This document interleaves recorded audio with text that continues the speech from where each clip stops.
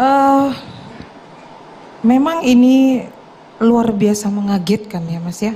Kalau memang dari Saka sendiri mengatakan dia tidak melakukan perbuatan tersebut, saya justru semakin bingung kenapa 8 tahun baru mengakui sekarang Saka. Itu. Karena 8 tahun ini bukan waktu yang sebentar. Kenapa kamu harus bersedia menahan diri? Apakah di persidangan kamu tidak mengatakan kepada majelis hakim, saya dipaksa Pak untuk mengakui? Karena banyak tekanan. Saya dipukulin, dari polisi juga banyak tekanan. Jarak mic-nya boleh Saka? Lebih mendekat ke mulut. Kenapa Saka? Banyak tekanan dari polisi. Saya dipukulin ke polisi. Oke, kamu kan dipukulinya di kantor polisi toh? Iya. Saat kamu dilimpahkan kejaksaan, apa kamu dipukuli lagi? Udah jarang. Jarang. Nah, waktu Ibu Titin, waktu di persidangan, apakah saya tidak suka diinterogasi seperti itu. Mbak kan nggak tahu suasana persidangan seperti apa. Mbak cuma bisa berteori hari ini. Saya yang paling tahu apa yang ada di dalam sidang. Saya bertanya Bu, Enggak. justru saya bertanya saya kenapa tidak kok mau. baru 8 tahun Ibu baru muncul ke permukaan karena film ini tayang. Karena Mbak nggak pernah tahu apa yang sudah saya lakukan. Justru saya bertanya, karena Ibu sebagai kuasa hukumnya, jangan Ibu menggiring opini 8 tahun Bu.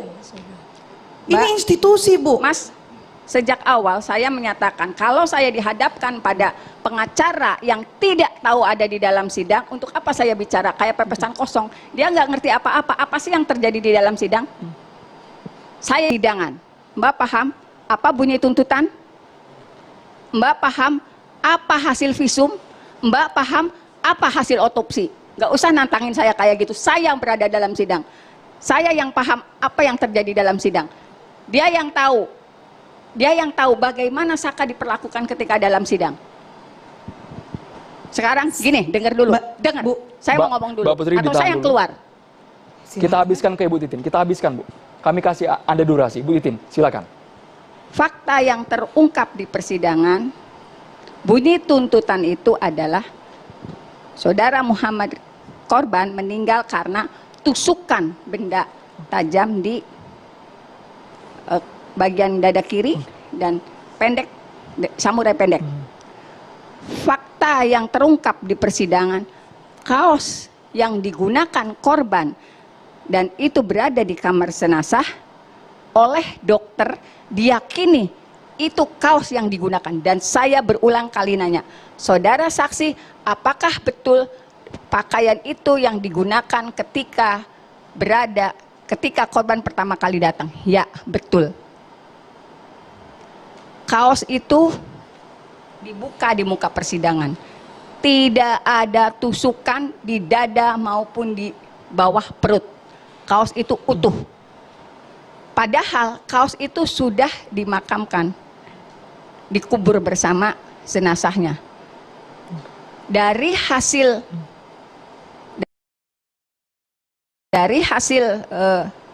visum, dijelaskan, saya harus buka. Dijelaskan pada intinya ada satu kalimat, bukan karena tusukan. Dari hasil otopsi, meninggalnya akibat patahan tulang tengkorak belakang. Untuk lengkapnya saya punya hasil visumnya. Karena ini 8 tahun saya jaga ini. Dari berkas yang ada cuma ini yang selamat, yang lainnya kerembesan air. Jadi kalau saya berbicara dengan orang yang enggak mengerti sidang, saya capek. Kayak monyet ngagu gulung kalapa kalau kata orang Sunda mah. Mbak bisa aja ngomong, enggak, kenapa mesti bicara sekarang? Mbak nggak tahu, dari 2016 saya sudah lapor kemana-mana, cantik. Saya sudah lapor ke Propam Polda Jabar, keluarganya tahu. Saya sudah lapor ke Komisi Yudisial.